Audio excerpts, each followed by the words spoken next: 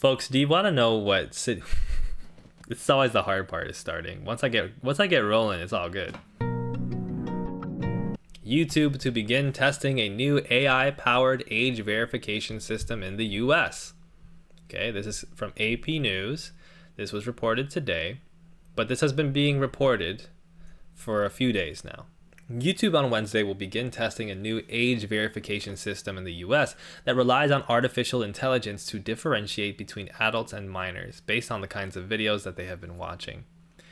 The tests initially will only affect a sliver of YouTube's audience in the US, but it will likely become more pervasive if the system works as well at guessing viewers' ages as it does in other parts of the world. The system will only work when viewers are logged into their accounts, and it will make age assessments regardless of the birth date a user might have entered upon signing up. So yes, you can put on your account that you are 25 years old, but if this AI thinks that based off of your watch history, you might be under 18, it will give you a little sign on the screen. YouTube will impose the normal controls and restrictions that the site already uses as a way to prevent minors from watching videos and engaging in other behavior deemed inappropriate for that age. Those safeguards include reminders to take a break from the screen. Oh, thank you, YouTube. Privacy warnings and restrictions on video recommendations. YouTube, which has been owned by Google for nearly 20 years, also doesn't show ads tailored to individual tastes if a viewer is under 18. And this is the big one that everybody's been talking about. This is a real fun one. If the system has inaccurately called out a viewer as a minor, the mistake can be corrected by showing YouTube a government-issued identification card, a credit card, or a selfie. So, whenever things are introduced in the name of teen privacy, you have to get worried, right? It's always about the children. It's always about the children. And then it's another restriction. It's another bit of censorship. And that's exactly what people are decrying here. We'll get into just how clearly this is also going to be used for censorship in a bit. Spoiler warning, little hint. Think about how much political stuff, especially political stuff that is controversial or doesn't agree with the mainstream narrative, is considered age-restricted content, is considered a little too mature in terms of content for younger audiences. And also think about how much younger audiences get their political education and engender political participation through social media, which in platforms like YouTube are now seeming to push back with their restrictions, their restrictive content, right? So that's what YouTube is up to. Of course, everybody's panicking. Of course, everybody is having a bad time. Of course, everybody's very mad about this. And you should be. People should really use their voices very prominently about this. Even though people are very convinced that using your voice is not important. I don't like that we convince ourselves of that. I don't like that we live in a time period where it's very clear that our current fascist government, which is, of course, a sequel to the impending fascist governments of prior, is hell-bent on restricting your usage of your platform, of your voice, and companies are moving in line with that. I don't like that we still look at that and say, well, but it doesn't matter anyway. How would it not matter if the bad guys all seem to think it matters and all seem very hell-bent on controlling your ability to use your voice?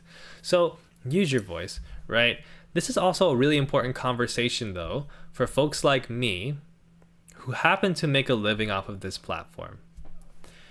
Because at a certain point, we get asked those questions. We get asked those very pernicious questions. So if YouTube doesn't work out, so what if YouTube decides it doesn't want to show your content anymore?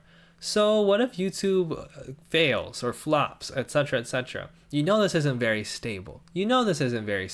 My usual response is, hey, I'm not really sure in this economy that any career path is particularly stable for especially somebody around my age.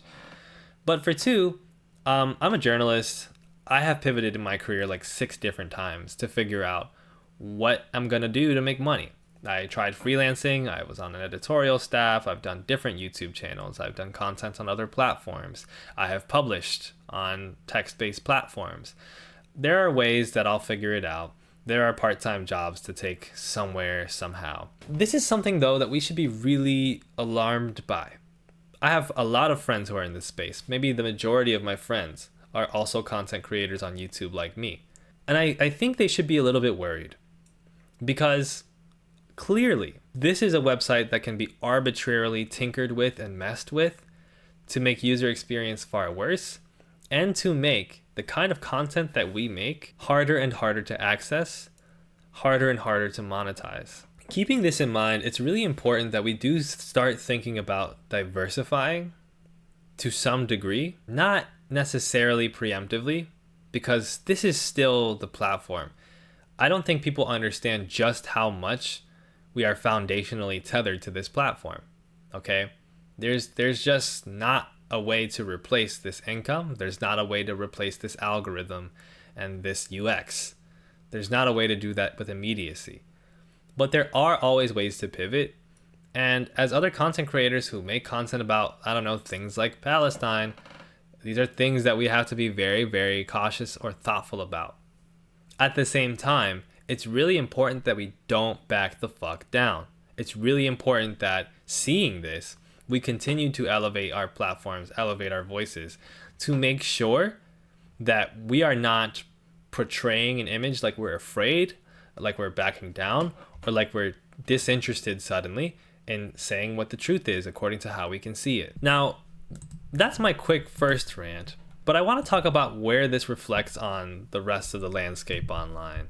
And this is a piece that recently came out on The New Yorker featuring somebody who I'll show you in a little bit. This is an article from The New Yorker called "The Internet Wants to Check Your ID." This is a weekly column by Kyle Chayka. And essentially what it's getting at is that this is far from the first time that websites have used the ID-based confirmation technology or selfie-based confirmation technology. So it starts off with a story of an app called T. For those of you who aren't aware of what this app is, it essentially was marketing itself as a digital whisper network for women, as Chayka writes, a place where women can talk about men, talk about dating, background checking men, etc. Essentially the same kind of thing that you get on a lot of different Facebook groups. I'm sure a lot of you know about those Facebook groups that exist in different cities where people give you information if you join on what this man has done. If this man matches with you on this app, beware of this man, right? And women have been doing that shit for a long time because men are creeps. This app launched 2 years ago, but in July got this kind of boost in reputation based off of a lot of gender war discourse. I don't know if you guys have interacted recently with a lot of the like anti-men, pro-women content that seems to be popular or popularizing. It's a subgenre that will always exist, but it's definitely having its day in the sun right now. So through this, T gets to build its platform a lot. It gained reportedly more than 2 million new user requests. And then later that month, the app suffered a data breach, and users' selfies, ID, photos, posts, and direct messages began appearing on the anonymous message board 4chan. T is meant to delete users' documents after it verifies them, but it clearly had failed to do so. If you wanted to be on this app, you had to take selfies or documentation, put it on the app, and then it was supposed to have just gotten rid of that data after you got verified, except it didn't. And people were saying, even as this app gained in popularity last month, hey, do not upload your documentation onto apps. Do not give them your info. Give them as little info as possible. Give them as little data as possible.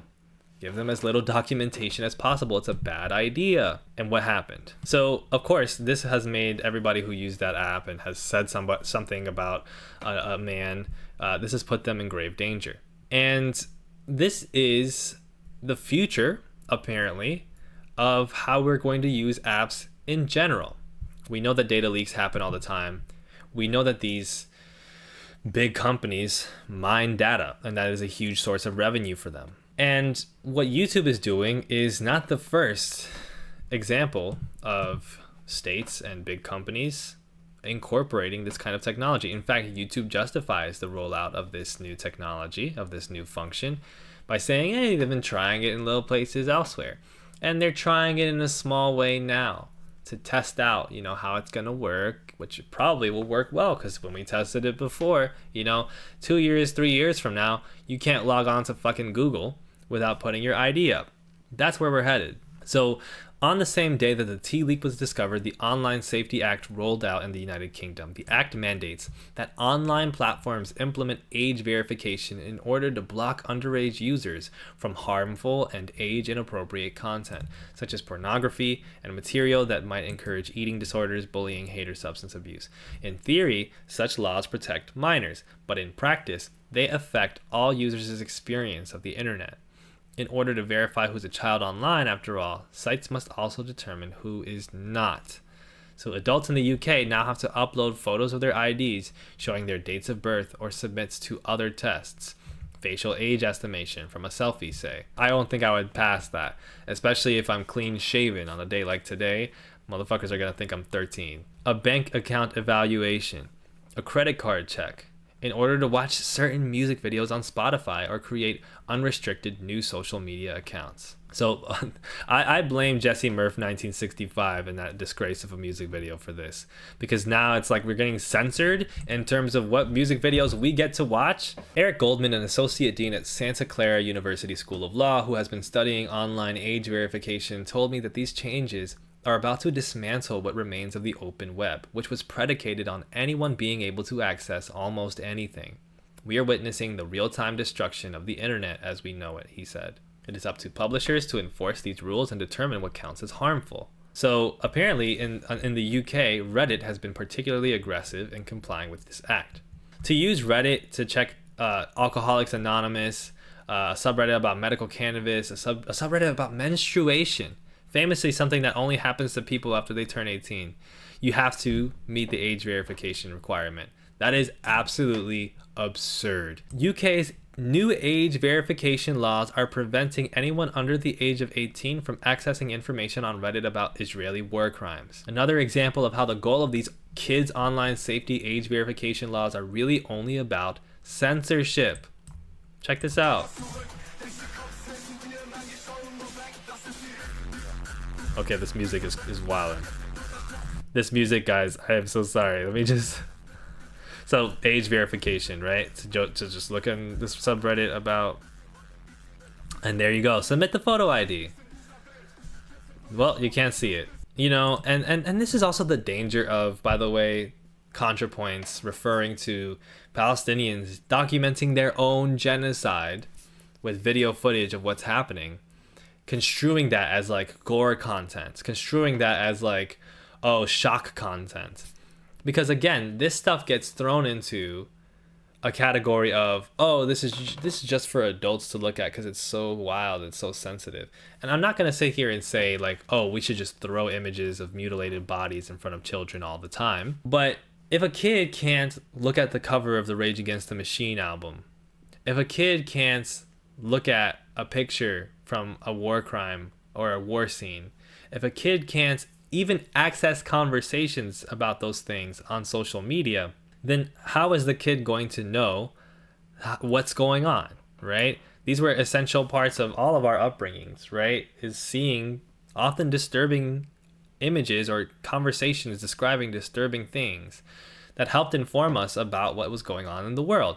But that's something that the UK and the US and all these companies are agreeing to essentially stomp out. And this is, yes, a direct backlash to the pro-Palestine movement, which we know has been talked about in Zionist spaces by Jonathan Greenblatt, among other people, as this campaign that has taken over the youth and convinced the youth that Israel is this, evil country. Something that is a battleground that Israel has lost, essentially. And you should check out In Denial's videos, by the way. Great channel, has done some great coverage about how Hasbara works. But all of this is not coincidental. Not at all, right? Even things like menstruation, right? There's a direct linkage between that and the conservative rhetoric about education in schools, sex education, that has been happening over the past couple of decades. Reddit having this age restriction on content about menstruation. I mean, that's just straightforward 2004 right-wing Republican Party bullshit. That's straight up Jesus camp shit, right? But that's the type of stuff that is normalized now. Once these websites have the incentive to simply moderate as they please. And because these websites are ultimately dominated by capital, they are ultimately capital, the arms of capital, including this website. I wanted to show this content from this content creator called Omar's Big Sister, who is an activist, and make some really salient points. There's 2 videos I'll show you. This is the first one. What's happening in DC and what will soon happen to New York City and Baltimore and Oakland and Chicago and all these majority black cities is why the YouTube AI age verification and just age verification in general happening is so dangerous. And I keep saying this. I just did a whole interview with the New Yorker about why this is so dangerous. And if you don't know, YouTube, starting in 2 days on the 13th, is going to start verifying people's ages on a small scale and then move it on to everybody who uses YouTube and then eventually everybody who uses Google because Google owns YouTube. Except they're not going to tell you that they're going to do that because they don't want mass pushback. But that's where it's going because that's where it always ends up going. The whole point of what is happening in DC is to shut down resistance, is a show of force to scare people. That's why there has been $150 billion allocated to ICE. That is why the only thing getting funded is prisons and cops. And the role age verification on the internet plays a role in is that everything you do online, everything you search, everything that you do will be tied to your government ID. So that when you can't protest in real life, but you can online, now that is cut off too. And it comes with a caveat, except it's not really a caveat, it's part of the feature that not only will now you be forced to upload your government ID online, the things that you once had access to are now going to be censored. YouTube doing this to protect teenagers is the same as them doing this in DC to stop crime. Because the features they're implementing here to protect teens are not bad features, like no more targeted ads, etc. Why isn't that the default here? That's a conversation for another day. It's the way they're implementing it. People often construe this as purely a Trump thing, just like they do with every other problem. And what people have to understand is, just as in the case of Trump, we had all this precedent that led to us getting here. Trump is not this aberration that just magically appeared to worsen the world. The Donald Trump campaign of 2016 is something that had been led to for years, okay? And something that could have been avoided, could have been prevented, had the system not worked as it does. Likewise, same with this current iteration of the Trump movement, of the MAGA movement. Some users will surely decide that it's not worth sacrificing privacy for access to online material, which means that fewer people who may benefit from a putatively sensitive space, such as an online AA community, will ultimately access it. Age authentication mandates shrink the internet for adults. As May put it, you have queer people fleeing from Texas and Florida, and now you want my government ID attached to what I look up as an adult. Put another way, if protecting underage users from harmful content means implementing blanket surveillance, have you made the internet safer or less so? May has noticed that younger members of her Discord seem particularly worried that they won't be able to access digital spaces as safely as they did before. The prospect of them losing their online communities, for a lot of these young people, that's all they have. Again, like when you have, for instance, government initiatives that essentially are trying to detransition trans folks and that are dead naming them and that are not like validating their gender transition, imagine how that affects you uploading your government ID. We've got to develop a BDS for tech companies that are actually feasible. Boycotts are a really...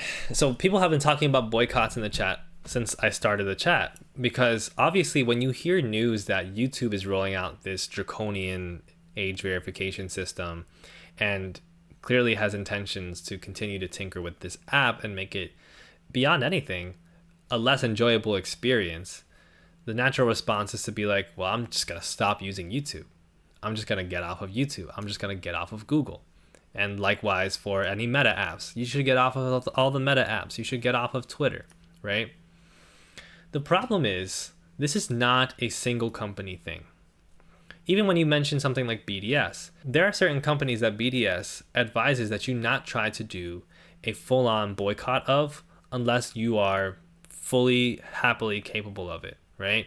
Something like Disney is obviously worthy of a boycott, but Disney has so much control of all these different media alone that telling people stop engaging with Disney altogether, especially with how much visibility and control Disney has, is not really an effective boycott strategy. You see, when a company is so big and has so much control, boycotting it is never going to be effective enough to last. And when a boycott ends up ineffective, that ends up spoiling a lot of momentum for the movement because people get dispirited, people give up, people sometimes get reactionary. So boycotting is not a feasible way to work around every single thing. There are certain companies that BDS, for instance, is very direct about what you should boycott. You should boycott, Burger King. You should boycott Sabra hummus. These are things you can avoid because there exists pretty palpable alternatives. And yes, those alternatives have their own problems. But because they have specific targets on specific bad actors with specific demands of those bad actors, that allows for there to be a very direct, clean conflict with those targeted brands. Whereas for something like YouTube, right? You boycott YouTube. Well, where did you learn all that information about Palestine in the first place? From YouTubers. Where are you seeing folks in Gaza broadcasting their stories to the international community? Through YouTube. Where are you getting your news? Through YouTube. Where are you getting all this education from? YouTube. Where are you meeting people that you end up working with in real life sometimes as people who are interested in activism? From YouTube. So be very careful that you're not cutting off your own what's the term that they use? Cut off your hand to spite your face. I don't remember what your nose to spite your face. That's the one. Be careful not to cut off your nose to spite your face. Sentiment like this against age verification and online censorship of I'm just not going to use YouTube, I'm just not going to use Google, I'm just going to log off and talk to people outside. It's not going to stop age verification from happening, and it's not going to stop you from being harmed. And the vast majority of people are still going to use YouTube and Google and these online services regularly, daily. Instead, making a lot of noise about how this is bad and harms children and harms the rest of the population is what we need right now. Mass pushback against YouTube and Google via their feedback option is what we need right now. Op-eds in the newspaper, noise, contacting journalists, making this a poison pill, making this a problem is what we need right now. And to people saying, oh, I'm just going to get a VPN, where are you going to connect that VPN to? Because age verification is now in the UK, coming to the rest of Europe, coming to America probably if it's not stopped, which it can still be stopped, possibly coming to Canada, in Australia. And if this becomes normalized in America, where most of the big tech thrives and it gets built and grows, it is going to go global. We have a duty, not just to us, but the global population, to not let age verification go through. By all means, protect yourself via getting a VPN, by logging out of YouTube, by using other sources, but don't think that that is the solution. It does make a difference that you use your voice. It does make a difference that you bolster people who are making noise about these problems. It does make a difference that YouTube will have various videos on its platform that go viral criticizing it. It makes a difference because it forces YouTube to at least try to respond optically. It makes a difference. Is it a permanent solution? Is it a revolution? No.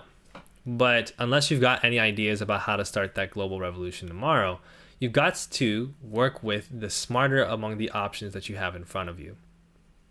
So yes, as the content creator just said, Omar's big sister, stop using YouTube if you want to stop using YouTube. Move off of the platform. Diversify. Do not put the energy about this towards simply, let's just stop using YouTube, because you're not going to pull it off. We know historically that y'all don't pull these things off. Social media based boycotts are not themselves strong enough, right? Especially when they're towards something as massive as YouTube as Google itself. Number two, you have a stronger weapon, which is the platform itself. Use the platform itself to rebel against the platform itself. Be clever in how you do that. Be vocal about how you do that. Be vocal, be vocal, be vocal. I forgot what the third thing I was going to say is. So those are my 2 points. I feel like we need to do more, no? So yes, but this is the problem, right? Is that you don't have the answer. Folks are telling you things that you can start doing. If you need to do more, if we need to do more, then that has to come from the research and the communication that we do. But you have to start somewhere, and you can't poo-poo the place that you start at. You can't poo-poo it. Do you know why? Because that is in tandem with the same push that the ruling class is putting on you. If you poo-poo protests and you say protests are pointless, so I'm not going to do them, that's just another. You just did the thing, right? You just stopped the protests. You just weakened the protests, right? Not to say that protests are the best thing to do, but you would rather live in a world where people are protesting than a world where they're not, because they've given up on the idea altogether.